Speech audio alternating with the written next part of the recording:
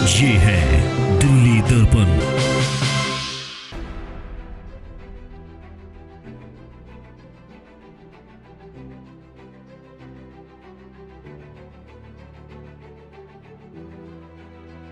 नमस्कार, दिल्ली दर्पण टीवी देख रहे हैं आप। मैं हूं आपके साथ प्रणीत गुप्ता। इस समय मौजूद हैं दिल्ली के अशोक विहार डीसीपी ऑफिस के बाहर, जहां पे आप देख सकते हैं कि लॉकडाउन के बावजूद भी यहां पे भीड़ लोगों की जमा है डीसीपी ऑफिस के बाहर।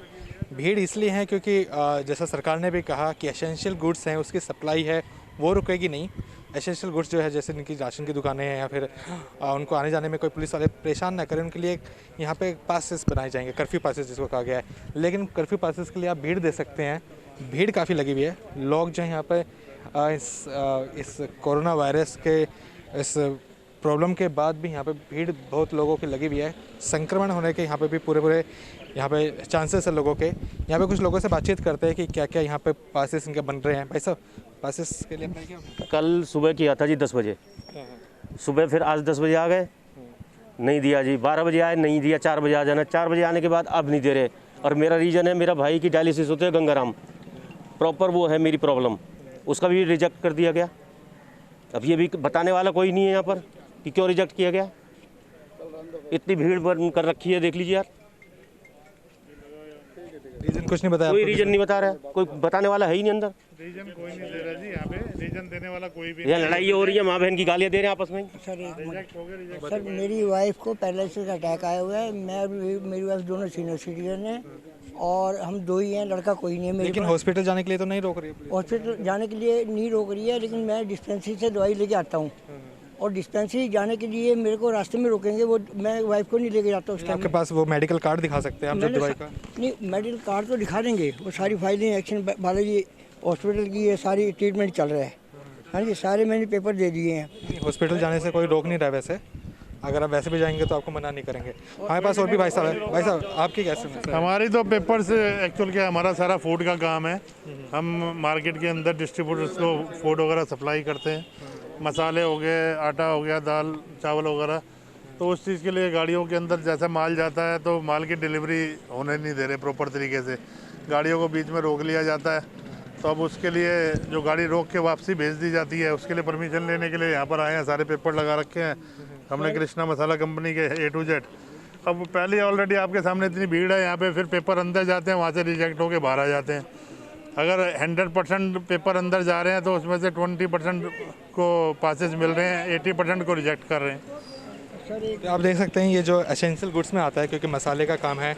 मसाले तो जरूरत पड़ेगी ही राशन की दुकानों पर, लेकिन इनको भी अभी तक कोई कर्फ्यू पासेस नहीं मिला है। सर मैंने सर मेड रखी हुई है जो कि वाइफ को टॉयलेट लेके जाती है, उसको लेके आते हैं खाना। आपको मिला कर्फ्यू पास? अभी नहीं मिला है सर जी, हमने पहले लगा करके गया हूँ मैं, तो अभी दोबारा पहले तो कहते हैं रिजेक्ट हो गया, और दोबारा मैं आया हूँ तो दोबारा दिया हूँ अभी मैंने एप्लीकेशन, और उसका भी वो इन्फॉर्मेशन लेने के लिए आया हूँ। देखता हूँ क्या था, 5 बजे बुलाए थे उन्होंने, तो 5 बजे अब पता करता हूँ क्या कर रहे हैं।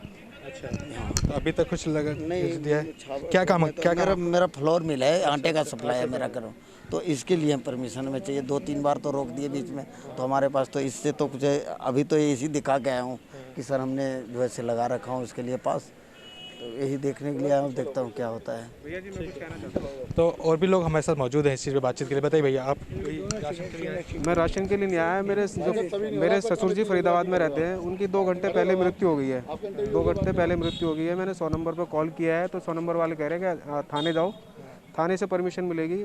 मैं थाने गया तो उन्होंने बोला कि यहाँ डीसीपी ऑफिस जाओ।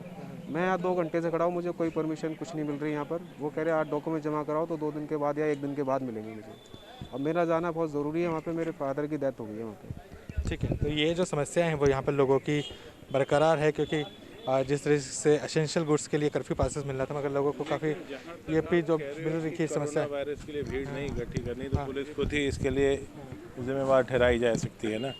एक चीज़ और है, अगर आप गवर्नमेंट तक आवाज़ पहुँचा ही रहे हैं तो देखिए, हमारा दवाइयों का काम है, हमारी सप्लाई ऑल ओवर इंडिया है, हॉस्पिटल्स में है। आज की डेट में मैं दिल्ली से बाहर माल नहीं भेज पा रहा हूँ, जबकि मेरे पास ऑर्डर्स की तादाद लगी है। इसके लिए ना कोई सहूलियत दी जा रही है, ना हमारे को बताया जा रहा है कि कहाँ ट्रांसपोर्ट सारे बंद हैं, रेलवे सारे बंद हैं, हमें कोई कहीं से कोई इन्फॉर्मेशन नहीं है। और हमारा जो ऑपरेशन है 8 स्टेट से ज़्यादा है और हमारी दवाइयों की सप्लाई रेगुलर है।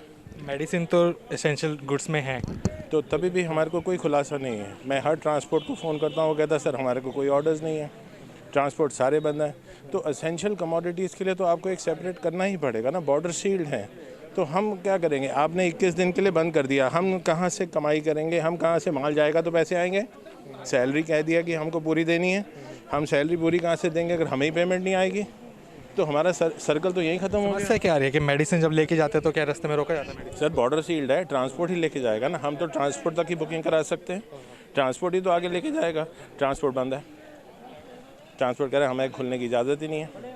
हमारे को सील करके एक ने खोला, कह रहे मेरे को 5,000 का जुर्माना लगा दिया, सील करके चले गए। अब एसेंशियल कमोडिटीज़ में तो आपको सब कुछ सोचना ही पड़ेगा ना। ये गंभीर समस्या है क्योंकि जो मेडिसिन है वो तो ज़रूरत है और सरकार ने भी कहा है कि मेडिसिन की दुकानें भी बंद नहीं होंगी। तो मेडिसिन का जो ट्रांसपोर्ट होगा वो किस तरीके से होगा, उसके लिए समस्या यहाँ पर है। पासेस के लिए अप्लाई किया आपने? मैंने अप्लाई किया है। मैं पीछे ही खड़ा हूँ अभी तक, तो एक्चुअली मेरे से एप्लीकेशन नंबर भी याद नहीं है, तो उन्होंने बोला वेट करो तभी पता चलेगा कि रिजेक्ट है कि नहीं है। लेकिन मैं चूँकि फार्मास्यूटिकल से हूँ तो मुझे रिजेक्ट नहीं करेंगे, इतना तो मुझे पता है, क्योंकि दिल्ली में भी हमारी मास्क की और सैनिटाइज़र्स की सप्लाई शुरू हो रही है, तो इसलिए रिजेक्ट तो नहीं करेंगे। लेकिन इतनी भीड़ देख के कोई सिस्टमेटिक नहीं है कि कोई जने 2 पुलिस वाले भी खड़े कर दें, 3 खड़े कर दें, एक रिजेक्ट को संभाल रहा है, एक दूसरे को संभाल रहा है, तीसरा दूसरे को संभाल रहा है, तो सब सेटिस्फाई होकर चले जाएंगे यहाँ से। कि इस तरीके से भीड़ होना इस वक्त सही कोरोना है? वायरस के लिए 100% हम हरा नहीं सकेंगे, ऐसे तो हम खुद ही शिकार हो जाएंगे। मैं तभी पीछे खड़ा हूँ कि डिस्टेंस तो मेंटेन करूँ, लेकिन बेचारे परेशान लोग तो आगे मजबूर हैं जाने के लिए, क्या करेंगे? देख सकते हैं कि इस वक्त जो संक्रमण का इस वक्त इतना प्रकोप यहाँ पे चल रहा है और यहाँ पर डीसीपी ऑफिस के पास इस तरीके से भीड़ में लोगों को खड़ा होकर मजबूर होना पड़ रहा है, क्योंकि यहाँ पर लाइन पे नंबर टोकन के हिसाब से बुलाया जा रहा है और इसमें भी लोगों के ज़्यादातर रिजेक्शन ही आ रहे हैं। आप गए भी अंदर? बताया नहीं, मेरा तो आ गया नंबर, बट मैं भी सुबह से 2 बार आ चुका हूँ। दूसरी बार में फिर इन्होंने क्या मुझसे। काम है आपका? अभिषेक अग्रवाल। काम क्या है? मेरा ग्रेन का काम है, अनाज का काम है। तो एक्चुअली हमारा गेहूँ उठना है हरियाणा से, तो उसके रिगार्डिंग वहाँ से यहाँ से गाड़ियाँ जानी है, तो उसके रिगार्डिंग परमिशन लेने आए थे। ट्रांसपोर्ट के लिए? हाँ जी, हाँ जी। ठीक है, आपका क्या भी है यहाँ पर? वाटर सप्लाई के लिए वो लाइसेंस बनवाने के लिए आए हैं, जो उसके लिए एप्लीकेशन अंदर भेज दी गई है, अब उसको वो बताएंगे।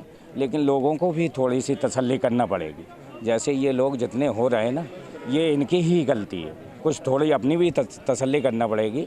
नंबर बोल रहे हैं अंदर से, तो तसल्ली बाएं बाएं अपने खड़े हों, दूर दूर एक एक हाथ, लेकिन उनकी लोगों को भी समझना पड़ेगा इस चीज़ के लिए। वो आप किस?